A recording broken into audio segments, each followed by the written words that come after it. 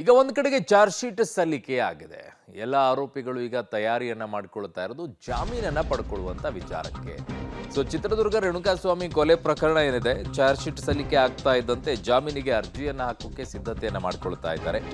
ದರ್ಶನ್ ಪವಿತ್ರ ಗೌಡ ಇವತ್ತು ಜಾಮೀನಿಗೆ ಅರ್ಜಿಯನ್ನ ಸಲ್ಲಿಕೆ ಮಾಡುವಂತ ಸಾಧ್ಯತೆ ಇದೆ. ಈಗಾಗಲೇ ಪವಿತ್ರ ಗೌಡ ಅವರ ಜಾಮೀನು ಅರ್ಜಿ ವಜಾ ಆಗಿದೆ.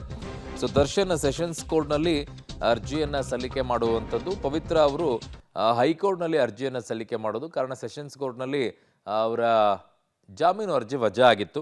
ಹಿರಿಯ ವಕೀಲ ಸಿ ವಿ ನಾಗೇಶ್ ಅವರು ದರ್ಶನ್ ಪರ ವಾದವನ್ನು ಮಾಡುವಂತಹ ಸಾಧ್ಯತೆ ಇದೆ.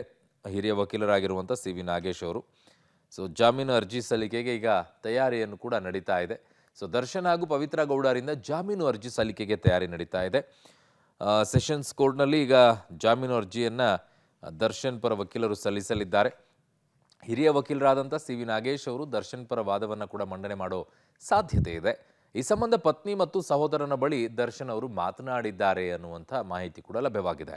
ಈಗಾಗಲೇ ಪವಿತ್ರ ಗೌಡ ಜಾಮೀನಿಗೆ ಅರ್ಜಿಯನ್ನು ಸಲ್ಲಿಸಿದ್ರು, ಅದು ವಜಾ ಆಗಿತ್ತು. ಈ ಹಿನ್ನೆಲೆಯಲ್ಲಿ ಹೈಕೋರ್ಟ್ ಮೆಟ್ಟಿಲೇರಿದ್ದಾರೆ ಮೊದಲನೇ ಆರೋಪಿ ಪವಿತ್ರ ಗೌಡ. ಚಾರ್ಜ್ ಶೀಟ್ ಸಲ್ಲಿಕೆಗಾಗಿ ರೇಣುಕಾಸ್ವಾಮಿ ಕೊಲೆ ಆರೋಪಿಗಳು ಕಾದಿದ್ರು.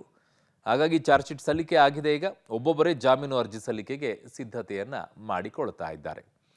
ನಿನ್ನೆಯಷ್ಟೇ ಕೊಲೆ ಆರೋಪಿಗಳಾದ ನಿಖಿಲ್, ಕಾರ್ತಿಕ್ ಜಾಮೀನಿಗೆ ಅರ್ಜಿಯನ್ನ ಸಲ್ಲಿಕೆಯನ್ನ ಮಾಡಿದ್ದಾರೆ.